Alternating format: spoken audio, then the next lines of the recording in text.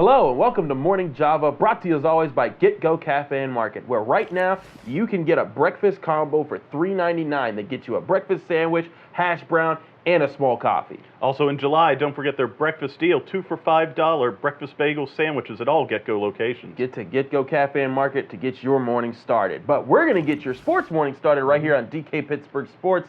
I'm Chris Carter here with Matt Grubba. Matt, how you doing today, my man? Doing good. That's great. We're going to start talking off the Pirates.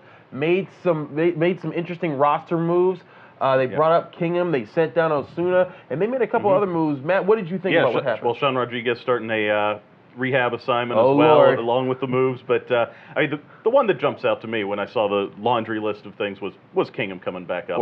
And let's be honest, I mean, if this Pirates team, you know, they're competing for this year so far, you know, they haven't made any major moves. But if it's going to be a rebuild mode for the Pirates, if guys like Harrison start, you know, getting traded away, the Pirates are going to need to see what they have, you know, in the system. Kingham's not necessarily the youngest guy in there, but he's still a prospect.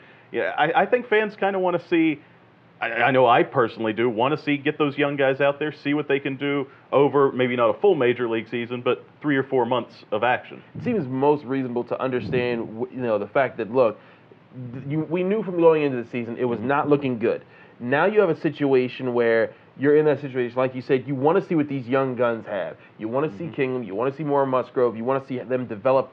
What are you actually working with here? What are you building towards? Because if you're selling for the future and then your future still isn't even there, that's going to create a whole much more disarray, and that's going to put an even further problem with the Pirates that fans already are not showing up to see. Yeah, and the biggest thing is you have to know what you have in the system already before you can figure out what moves you want to make to build the system. Exactly.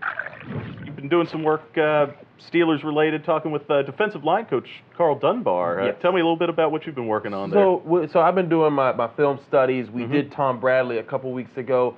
Last week we did Carl Dunbar. He's the new defensive line coach, taking over for the longtime place of John Mitchell. Now, Dunbar's coming in. He has a strong resume. He's coming right off of Alabama, where they produce defensive line monsters every single year. But what I really liked out of Dunbar's history when I studied the film of both what he did in college and in the pros, because most people don't realize he was part of that defensive line front with Jared Allen and Kevin Williams with the Vikings back in the late 2000s. Also went to the Jets shortly after that and did a quick stint with them. Dunbar has a lot of really quick in and out situations in his career. He's primarily just a defensive line guy, and he's coming to the Steelers. He's going to be working with young guys. And what I saw in his resume was a man that comes into a defensive line, takes young guys, and helps them reach their potential a lot faster and puts them into their prime. For example, Kevin Williams, the year before he got there, I think it was 2005, didn't make a Pro Bowl, didn't make an All-Pro. The 5 years after that Carl Dunbar was with him, he was first team All-Pro every single season. That is the thing that Carl Dunbar, he comes in, finds what's the best, and helps you actualize what that is. Did the same thing for the Jets with Muhammad Wilkerson and Sheldon Richardson and that crew. Yeah, and that's certainly something the Steelers could use, apart from Cam Hayward, obviously already a Pro Bowl level player. But you've got guys, I mean, you know, trying to think, Hargrove on the line. You got guys like him. Tuitt, you know, especially, you know, they've got young guys that with the right development. I mean, that's an area where the Steelers, I think, could stand to use some improvement. For certain, because Stephon Tuitt has been this guy that he's looked on the cusp for like 3 seasons now. It looks like if this man figures it out, he's going to be unstoppable. And is Dunbar the guy you think that can make him take that next step? I think with the things that he's done in the past, I mean, he's helped several key players in Alabama. He helped improve a lot of players and make them be more consistent of pass rushers and stopping the run and learning how to take on double teams properly.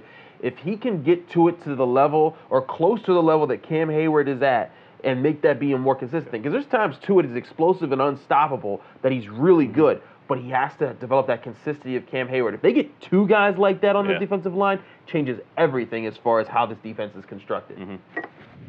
Now, Matt, there were some interesting moves in the NHL free agency. More former Penguins being dealt out and finding out who they'll be playing for in 2018, 2019. Yeah, and, you know, we talked yesterday when I was sitting here with Chris Bradford about the guys coming into the Penguins, but there's guys going out. You have Carter Rowney to the Ducks.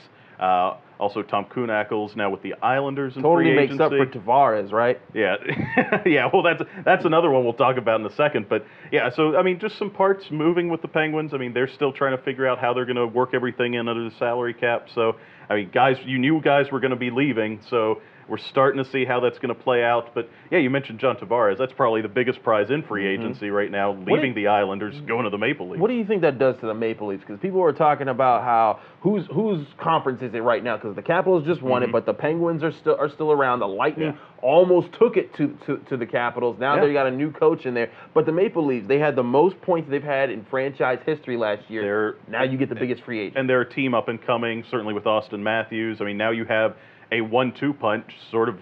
You know, actually, I would say right up there in the realm of a Crosby, Malkin, and first line, second line centers. I mean, what's Austin Matthews now? Is he the second line center? I guess. I mean, that's pretty strong right there. If he's your number 2 guy you're turning out, they're going to be a matchup nightmare for teams that aren't particularly deep on defense. And I mean, yeah, they're definitely one of the teams up and coming. Probably a contender in the East. Certainly some interesting matchups on paper going into the season. Other news, we got some Pitt news. Your guys in the NBA getting called up. Well, we're always looking for reasons to follow the NBA. Of course, Steven Adams has been with Oklahoma City a while, and Jamel Artis got a little bit of run in Orlando this past season. But Brad Wanamaker, is a guy, he was a backup on the 2009 team that made it to the Elite Eight and sort of became a star in his own right the next 2 years after that. He's been playing over in Europe for a long time now. He's 28 years old at this point.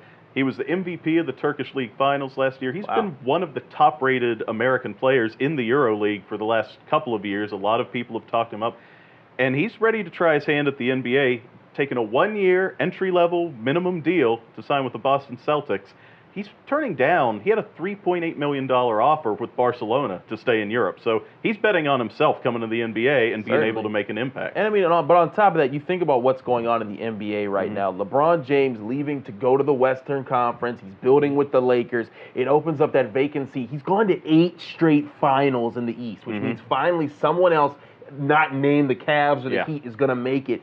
Boston was the team that pushed the Cavs to the limit last year, and now you're going to be with one right. And now they're going to have Gordon Hayward coming back off of injury. Kyrie Irving's going to be healthy, hopefully in that situation. They're going to be able to use their full roster, and Jason Tatum, I think, is a bad man. I think their number 1 contender right now looks like Philadelphia with the youngsters they have there. But Wanamaker could be seen in the NBA Finals around this time next year. And he's a guy, he's a veteran guy, really at 28. He's going to come in with the potential the Celtics could lose Marcus Smart, probably Shane Larkin's out the door there. He could work himself right into a rotation spot behind Irving, Terry Rozier, and Jaylen Brown in the backcourt. I mean, if you need 4 guards in the rotation, he might be that 4th guy potentially. Look at us. We're talking basketball, and it's not about LeBron James versus Michael Jordan. That's great content. And from everyone here at DK Pittsburgh Sports, we want to wish you a happy 4th of July. Enjoy the holiday. Spend it with someone you love. And also don't forget to spend it with us. DK's still out on the West Coast. Pirates are playing the Dodgers. I'm going to be here for Riverhounds against North Carolina FC, their annual 4th of July game. People can stay and watch the fireworks afterward. Don't forget to check us out on the site. We're going to have all the coverage through the holiday. Should be a great time.